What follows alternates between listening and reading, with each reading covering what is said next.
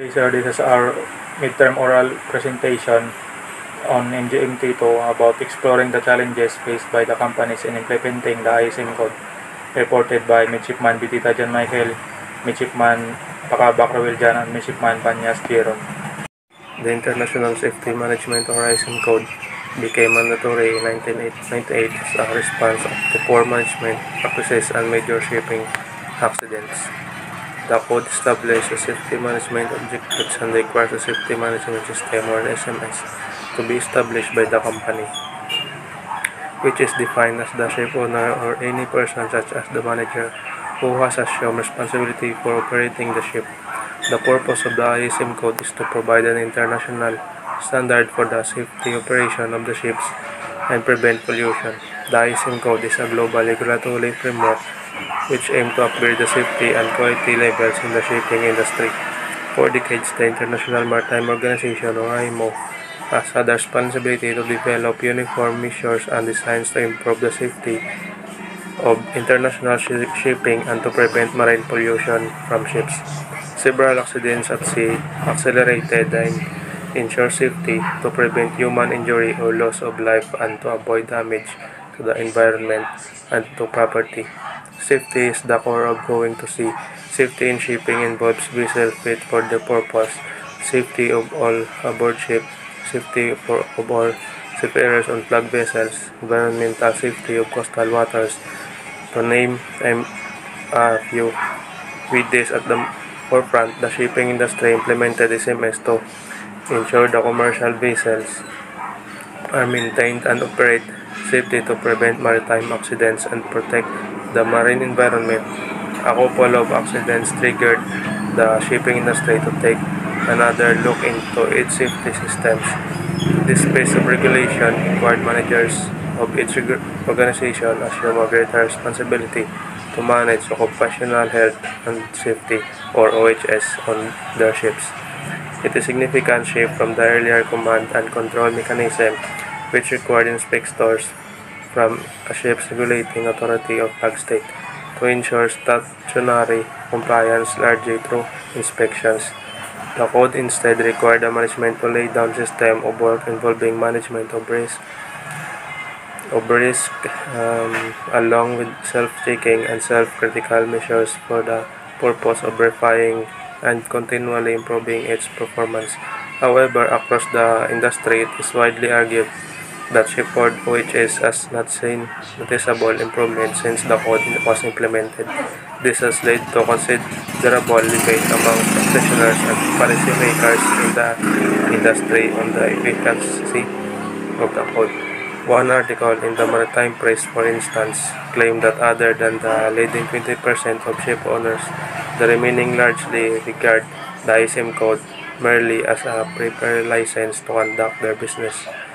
They failed to look beyond short-term economic gains and thus do not see the purpose of investigating resources in shipboard safety. Discussion: Materials and methods of the maritime company. The maritime industry fulfills a critical role in the world economy as the primary carrier of the international trade and driver of global supply chain. Commercial shipping transport over 90% of the world trade in volume and generates significant revenue for states. Regulating the maritime industry is a challenging task due to nature of the business. Ships sails in high seas, remote from their managers and regulatory authorities.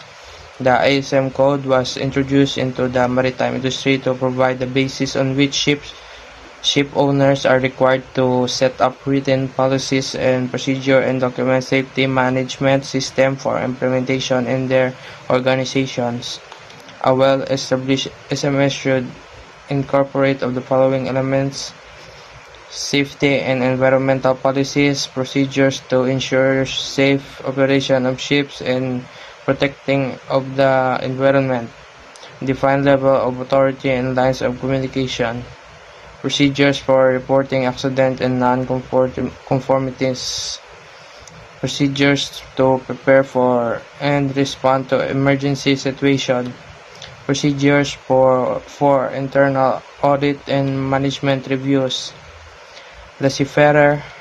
A seafarer is any person who is employed and work in any capacity on any ship covered by the Maritime Labor Convention (MLC). The MLC, also known as Seafarer Bill of Rights, protect seafarers' rights by creating a comprehensive set of basic maritime labor principles and rights. As already mentioned, 90% of world trade is carried by ships. Seafarers therefore ensure that the goods and commodities of the ship reach their various destinations. Seafaring has long been identified as a hazardous job with unique pressure and risk.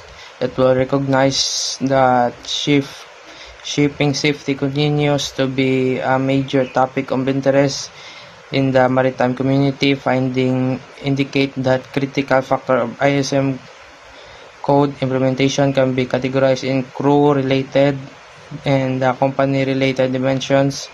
Also, the fulfillment of the intended purpose of the ISM code consists of the factors of safety management, system efficiency, and increased safety, which were also found to be significant associated with the crew-related dimension of ISM code implementation.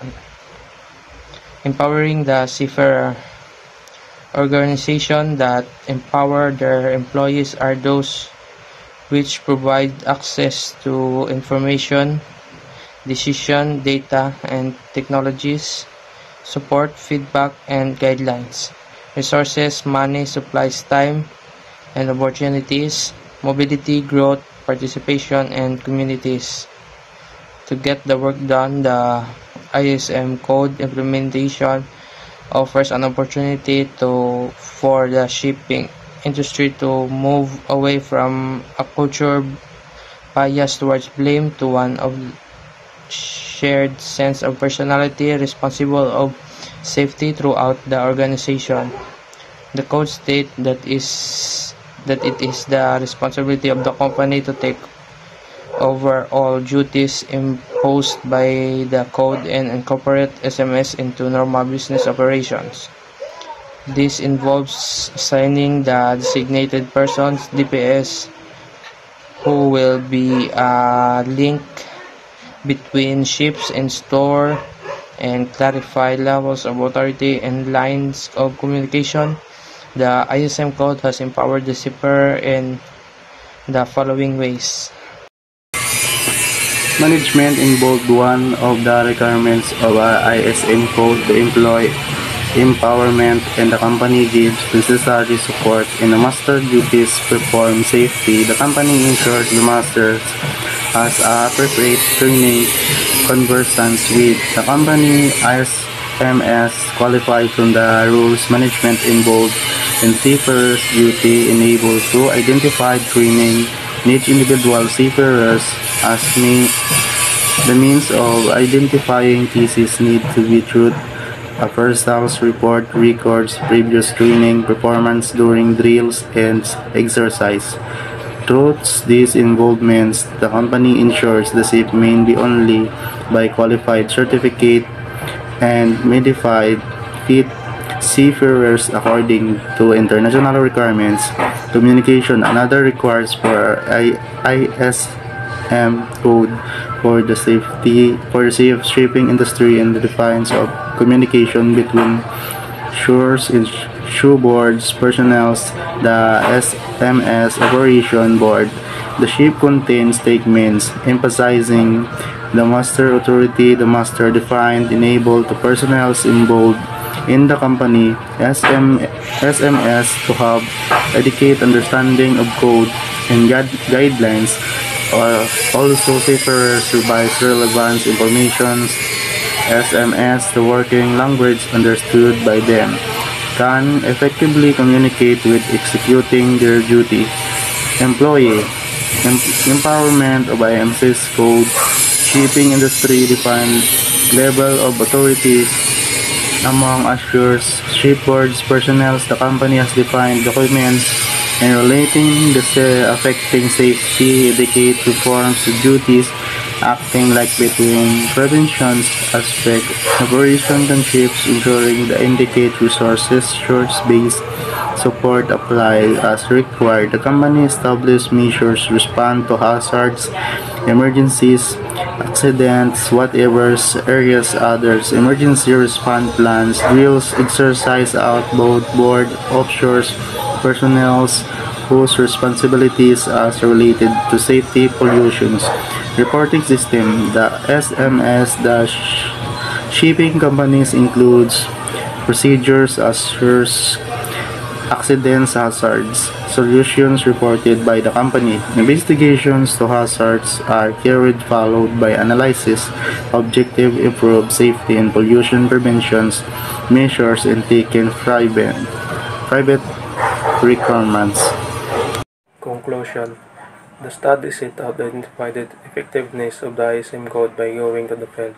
It found a wide disparity between the perceptions of managers and seafarers in the implementation of the ISM code, and as such, a considerable gap between the expected outcome of the code and the practice. While managers believed that the code was a managerial tool, which for the benefit of shipboard health and safety required to be imposed on their seafaring colleagues, seafarers considered it as safety. Recommendation. In this topic, we recommend that the ISM code place obligation on managers, in particular on designated person, to provide for safe practices in ship operation and a safe working environment and establish safeguards against all identified risks. Equally, it required ship captains to ensure that the shipboard operations are carried out in accordance with the policies and procedures developed in SMS. The study showed that both parties felt that they played their role effectively and thus complied with the legal requirements.